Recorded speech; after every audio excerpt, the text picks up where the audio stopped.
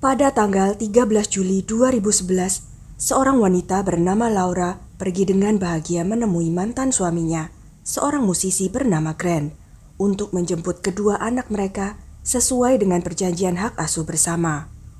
Namun sayangnya itulah terakhir kalinya ia terlihat. 5 hari kemudian, seorang teman melaporkan kehilangannya. Kurang dari 2 minggu setelah menghilang, sisa-sisa tubuh Laura ditemukan di sebuah danau yang penuh dengan buaya. Kasus hari ini akan mengungkap misteri tragis di balik pembunuhan Laura Eckerson. Bagaimana kisahnya? Sebelumnya silakan subscribe dulu channel ini serta nyalakan loncengnya untuk mengetahui kasus-kasus kriminal yang terjadi di berbagai negara. Laura Jean Eckerson lahir pada 30 April 1984 di Hastings, Michigan, Amerika Serikat.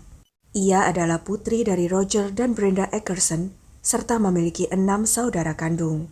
Saat Laura berusia 12 tahun, orang tuanya bercerai, menyebabkan keluarganya sering berpindah tempat. Perpindahan yang terus-menerus ini menjadi tantangan besar bagi Laura dan saudara-saudaranya, yang harus berganti sekolah dan kesulitan menjaga pertemanan. Akibatnya, Laura tumbuh menjadi sosok yang pendiam, naif, dan tertutup.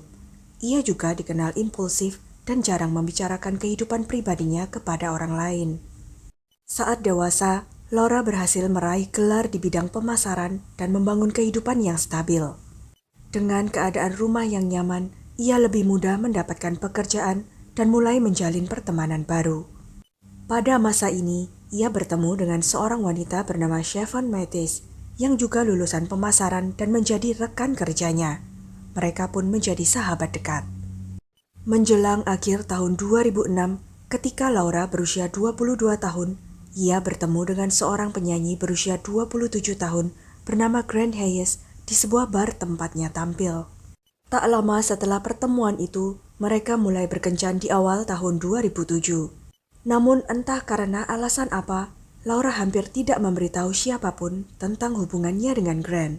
Bahkan sahabatnya, Siobhan, baru mengetahui tentang hubungan tersebut ketika Laura dan Grant menikah pada 30 April 2007, hanya beberapa bulan setelah mereka mulai berkencan. Perkembangan hubungan mereka yang begitu cepat mengejutkan banyak orang. Saat menikah, Laura berusia 23 tahun dan Grant 28 tahun. Beberapa bulan setelah menikah, Siobhan mulai merasa kehilangan sahabatnya. Laura semakin menjauh, sering menghindari pertemuan sosial dan membuat berbagai alasan untuk tidak bertemu teman-temannya. Keluarganya pun menyadari bahwa Laura semakin jarang berkunjung. Mereka menduga bahwa Grant bersikap posesif dan mengontrol Laura, bahkan melarangnya menghubungi keluarganya melalui telepon. Di awal pernikahan mereka, Laura hamil dan melahirkan anak pertama mereka yang diberi nama Grant seperti ayahnya. Sementara itu, Grant mulai merasa tidak puas dengan karir musiknya dan ingin mencari pekerjaan baru.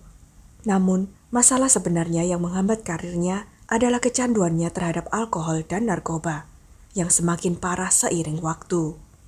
Meskipun Grant sering pulang larut malam atau bahkan menghabiskan malam di luar, dia tetap bersikap mengontrol dan membuat Laura harus menemui keluarganya secara diam-diam.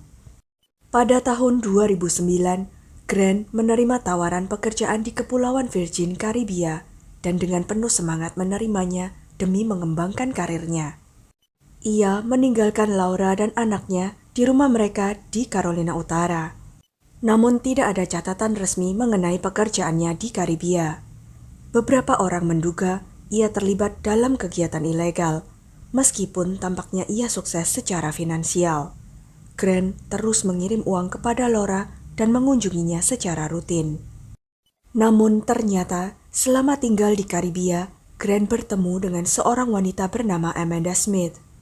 Amanda, seorang aktris lokal berusia 37 tahun dan janda, mulai memberikan dukungan finansial kepada Grant dan membantunya dalam karirnya. Tak hanya menjadi manajernya, Amanda juga menjadi kekasihnya. Grant bahkan tidak berusaha menyembunyikan perselingkuhannya. Ia sendiri yang memberitahu Laura tentang Amanda. Laura hancur akibat pengkhianatan tersebut dan mempertimbangkan untuk mengajukan perceraian. Namun di saat yang sama, ia mengetahui bahwa dirinya kembali hamil. Berharap dapat menyelamatkan pernikahannya, Laura memutuskan pindah ke Kepulauan Virgin, berharap jarak yang dekat akan menjauhkan Grant dari Amanda. Sayangnya harapannya tidak terwujud. Lebih buruk lagi, anak kedua mereka, Gentle, lahir dengan masalah kesehatan yang memerlukan perawatan medis yang tidak tersedia di Kepulauan Virgin. Akhirnya demi kesehatan putranya, Laura dan Grant memutuskan kembali ke Carolina Utara. Setelah kembali ke Kingston, Carolina Utara, Laura berharap Grant akan meninggalkan Amanda dan kembali fokus pada keluarganya. Namun pada tahun berikutnya, Amanda pindah ke New York dan Grant memilih untuk menyusulnya. Menyadari bahwa pernikahan mereka tidak bisa diselamatkan, Laura akhirnya mengajukan gugatan cerai pada tahun 2010. Grant mencintai kedua anaknya dan tetap rutin mengunjungi mereka. Suatu kali, ia bahkan pernah membawa anak sulung mereka ke New York dengan alasan untuk sesi pemotretan. Namun ia tidak mengembalikan anak tersebut sesuai jadwal dan terus membuat alasan untuk menunda kepulangannya. Pada tahun 2011, Grant dan Amanda memiliki seorang putri, dan Laura baru mengetahui bahwa mereka telah menikah di New York. Terkejut, Laura bertanya-tanya bagaimana mungkin Grant menikahi Amanda sementara perceraian mereka belum selesai. Saat ditanya, Grant mengakui bahwa ia dan Laura sebenarnya tidak pernah menikah secara sah karena ia tidak menandatangani dokumen pernikahan dengan benar. Tanda tangannya dianggap tidak sah. Lebih parah lagi, Grant dan Amanda mengajukan permohonan untuk mencabut hak asuh Laura atas kedua anaknya. Grant mengklaim Laura tidak layak secara psikologis untuk membesarkan anak-anak mereka. Ia juga beralasan bahwa karena Amanda sudah memiliki seorang putri dari pernikahan sebelumnya dan seorang anak dari Grant, maka akan lebih baik jika semua anak dibesarkan bersama dalam satu keluarga. Pertarungan hukum yang sengit pun dimulai. Meskipun Grant memiliki rekam jejak yang buruk dengan alkohol dan narkoba, ia tetap mendapatkan hak asuh atas kedua anak mereka yang masih berusia 2 dan 3 tahun. Keputusan ini menghancurkan hati Laura, yang meskipun memiliki hubungan buruk dengan Grant, selalu menjadi ibu yang penuh kasih. Ia hanya diberikan hak kunjungan setiap 2 minggu sekali. Namun Laura tidak menyerah. Ia menghabiskan banyak uang, menyewa detektif swasta, mengumpulkan bukti tentang perilaku buruk Grant, serta mendapatkan kesaksian dari saksi-saksi untuk memperjuangkan kembali hak asuh anak-anaknya. Dalam penyelidikannya, Laura menemukan bahwa Grant dikenal di komunitas seni Carolina Utara sebagai sosok eksentris yang sering meledak-ledak. Dalam salah satu pertunjukan, seorang musisi pernah mempertanyakan keterlambatan Grant, dan Grant merespon dengan mengeluarkan pisau sambil bertanya apakah orang tersebut benar-benar ingin tahu jawabannya.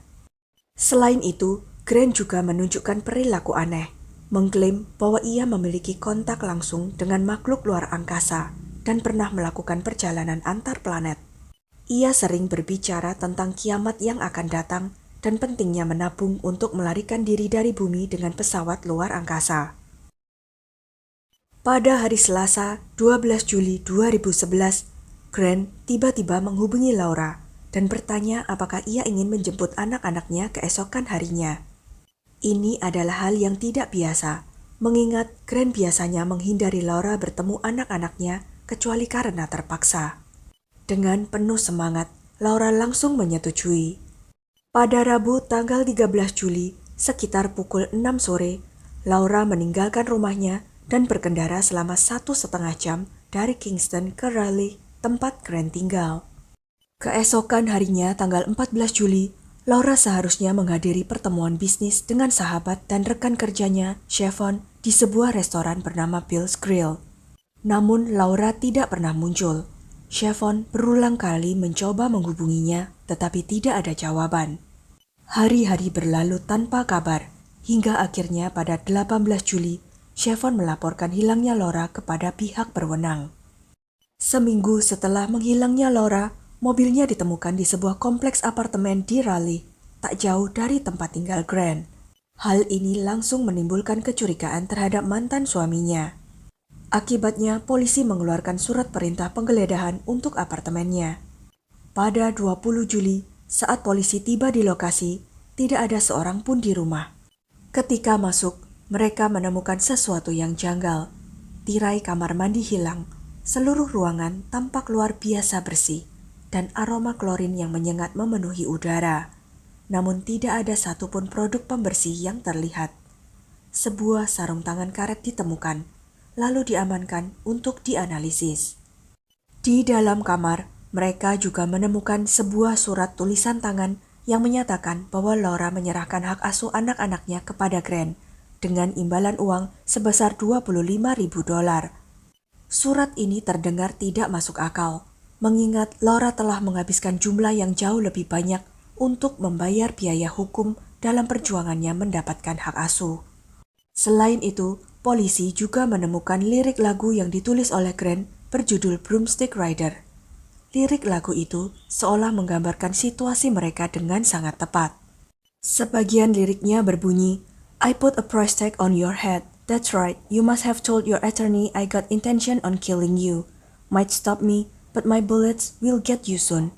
Lirik yang menyeramkan ini seakan menjadi petunjuk nyata dari niat jahat Grant. Sementara polisi mendalami bukti, Grant dan Amanda tiba di apartemen mereka dan menemukan polisi sedang melakukan penggeledahan. Keduanya langsung dibawa untuk diinterogasi. Namun pada awalnya, mereka tidak memberikan informasi yang berguna untuk mengungkap kebenaran. Penyelidik kemudian memeriksa rekaman CCTV di sekitar area tersebut. Dari rekaman 13 Juli, mereka menemukan Grant dan Amanda membeli barang-barang mencurigakan di 2 toko besar, termasuk lakban, kantong sampah, gergaji, kacamata pelindung, dan sarung tangan. Semua identik dengan barang yang ditemukan di apartemen mereka. Grant juga terekam membeli beberapa galon asam muriatik dari sebuah toko perlengkapan rumah tangga. Dari penyelidikan lebih lanjut, terungkap bahwa pada 13 Juli, Amanda menelepon putri sulungnya dan memintanya menjaga adik-adiknya selama beberapa hari. Beberapa jam sebelum meninggalkan anak-anak, Grant dan Amanda pergi berbelanja perlengkapan. 3 hari kemudian, pada 16 Juli, Grant menyewa sebuah trailer, membeli es batu dan pendingin. Lalu bersama Amanda dan anak-anak, mereka melakukan perjalanan lebih dari 20 jam menuju Texas untuk mengunjungi saudara Amanda. Mereka tiba pada 17 Juli. Pada 18 Juli, pasangan itu memutuskan untuk pergi berperahu ke Danau Oyster Creek, sebuah tempat yang terkenal dengan populasi aligatornya. Namun anehnya, mereka tidak membawa anak-anak mereka dalam perjalanan ini. Pada 19 Juli, mereka mulai kembali ke Raleigh, dan pada 20 Juli, saat tiba di rumah, mereka menemukan polisi sudah menunggu di apartemen mereka. Dengan semua bukti yang dikumpulkan, polisi semakin yakin akan skenario mengerikan yang terjadi pada Laura. Namun untuk memastikan, mereka perlu menyisir Danau Oyster Creek. Pada 24 Juli 2011, tim penyelam dikerahkan ke lokasi. Meski perairan berlumpur dan dipenuhi aligator, mereka berhasil menemukan potongan tubuh manusia yang hanya setengah dari satu tubuh utuh. Sisa-sisa jasad itu dikirim untuk pemeriksaan forensik, dan melalui catatan gigi, identitasnya dipastikan sebagai Laura. Laporan otopsi mengungkap luka tusukan di tulang leher keempat, tulang rawan tiroid yang hancur, serta trauma benda tumpul di bagian leher. Dari hasil penyelidikan, skenario mengerikan ini pun terungkap. Grant telah memancing Laura untuk datang ke Raleigh dengan janji mempertemukannya dengan anak-anaknya. Begitu sampai di apartemen, Amanda dan Grant mencekiknya hingga tewas. Awalnya mereka berencana melarutkan tubuhnya dalam asam muriatik. Tetapi ketika itu tidak berhasil, mereka memotong tubuhnya, memasukkannya ke dalam pendingin berisi es, dan membawa jenazahnya ke Texas untuk dibuang ke danau, berharap aligator akan menghilangkan jejak kejahatan mereka. Sebuah kamera satwa liar di sekitar danau bahkan merekam adegan saat Amanda sedang membuang galon berisi cairan yang diduga asam muriatik, yang menjadi bukti kunci dalam kasus ini. 12 hari setelah menghilangnya Laura, pada 25 Juli, Grant dan Amanda ditangkap dengan tuduhan pembunuhan tingkat pertama. Pada tahun 2014, persidangan mereka dimulai. Grant dan Amanda menghadapi 3 tuduhan, pembunuhan tingkat pertama dengan unsur perencanaan, serta tambahan dakwaan atas upaya menyembunyikan mayat. Namun masing-masing mencoba menyalahkan satu sama lain. Pengacara Grant menuduh Amanda sebagai dalang pembunuhan akibat rasa cemburu yang berlebihan. Sementara pembelaan Amanda berargumen bahwa Grant lah yang ingin menyingkirkan Laura demi mendapatkan hak asuh anak-anak mereka. Amanda mengklaim bahwa ia hanya membantu membuang jasad Laura karena takut terhadap ancaman Grant. Ketika lagu Broomstick Rider yang ditulis oleh Grant diputar dalam persidangan, suasana ruang pengadilan mencekam. Grant, tanpa menunjukkan sedikit pun rasa penyesalan, malah terlihat menikmati lagu itu, menggoyangkan badannya dan mengikuti irama. Akhirnya vonis dijatuhkan. Keduanya dinyatakan bersalah atas semua tuduhan. Amanda dijatuhi hukuman 16 tahun penjara atas perencanaan dan eksekusi pembunuhan, ditambah lagi 20 tahun atas upaya menyembunyikan jasad. Sementara itu, Grant dihukum penjara seumur hidup tanpa kemungkinan pembebasan bersyarat. Setelah persidangan, mereka segera bercerai. Tidak ada yang bisa menghapus jejak luka yang mereka tinggalkan. Grant mungkin mengira bahwa dengan menyingkirkan Laura, ia bisa hidup bahagia bersama anak-anaknya dan Amanda. Namun pada akhirnya, anak-anak mereka lah yang harus menanggung luka seumur hidup. Mereka kehilangan seorang ibu yang sangat mencintai dan hanya ingin bersama mereka, serta seorang ayah yang justru menjadi monster yang menghancurkan segalanya.